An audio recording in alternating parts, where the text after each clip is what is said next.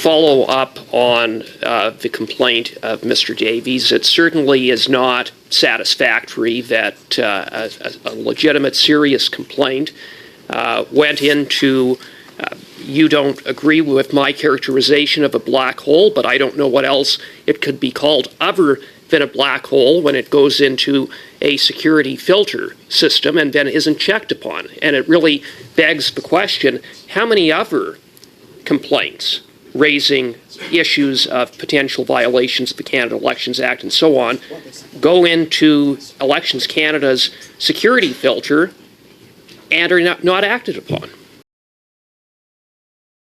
So, Mr. Chair, I think that's a legitimate question. It's certainly one that I've asked my team, and I think we need to look into that. We need to make sure both that there is security, but that there are means to making sure that if there are serious allegations of wrongdoing, that this not be lost through the security protection. So it's a balance. Now, respectfully, I do find it a little bit astounding. With the greatest of respect, I understand that there are security filters, but does Elections Canada not have processes in place to monitor those security filters, to check if emails that shouldn't have gone into them are then reviewed and forwarded on to the commissioner or acted upon as they should be, as opposed to sitting in a security filter?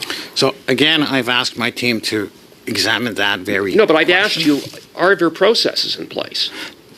I've asked to see what are the processes and what they can be done to be improved. You don't know that there are processes in place about Elections Canada's security filters with respect to complaints that are sent to info@elections.ca. This is the first time that the situation has been brought to my attention, and I realize... No, but it doesn't sound like it is necessarily an isolated case. I mean, it doesn't take a rocket scientist to figure out that when you have a security filter, that emails sometimes go into security filters that aren't junk mail.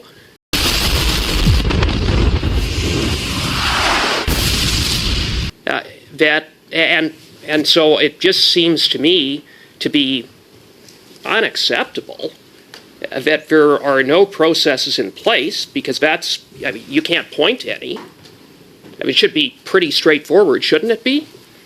Again, I've asked that this be examined and that I be briefed on the matter, and I'd be happy to report back on the issue when I next appear. Well, maybe you could answer how many other complaints have gone into that black hole.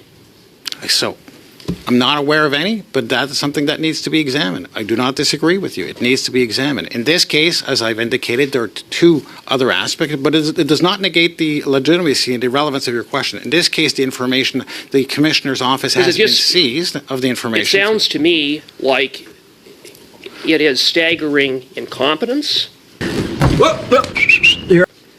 It sounds to me like there is a complete lack of oversight in place to ensure that complaints are acted upon, and I can say it certainly doesn't leave me with a great sense of confidence in how Elections Canada is handling complaints about potential violations, potential serious violations of the Canada Elections Act, complaints that raise issues that go to the integrity of our elections and how they are being handled. Mr. Chair, with all due respect, I think it's premature to draw those conclusions, but it is not. But if I may answer, I would like to answer, please.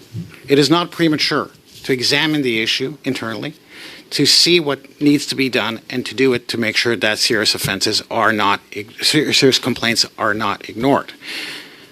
As I said, in this case, the subject matter was brought to the attention of the Commissioner, and perhaps it was determined that it was sufficient to do that. I won't. Thank you. Right. And as I said, in this particular case, allegations of a blank signature, if I could, of a non-candidate's being identified is not an offence, and that needs to be addressed.